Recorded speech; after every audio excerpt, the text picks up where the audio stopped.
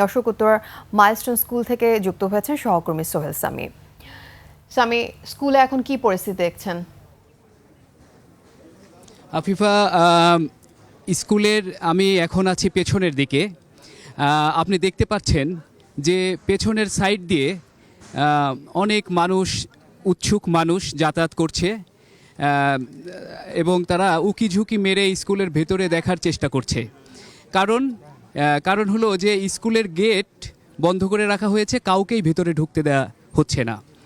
তো আমি এখানে আসা অনেকের সাথেই কথা বলেছি, বিশেষ করে এই স্কুলে পড়া ছাত্রছাত্রীদের সাথে, তাদের অভিভাবকদের সাথে।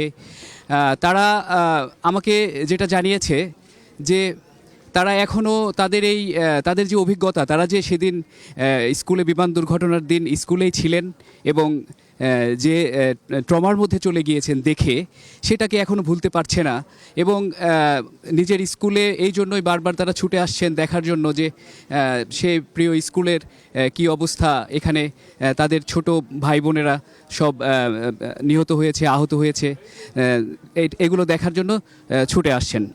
তো এবং অভিভাবকেরা আমাকে যেটা বলছেন যে এই যে মৃতের সংখ্যা এবং নানা রকমের যে উৎকণ্ঠা তৈরি হয়েছে সুষ্ঠু একটা সংখ্যা নিয়ে, সেই সংখ্যা যেন সঠিকভাবে অতি দ্রুত প্রকাশ করা হয়, সবাই এই দাবিটি জানিয়েছেন।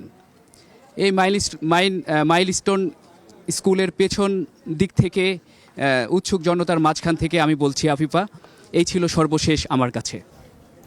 সামি, ধন্যবাদ আপনাকে। দর্শক, মাইলস্টোন স্কুল থেকে আমাদের সঙ্গে যুক্ত হয়েছিলেন সহকর্মী সোহেল সামি।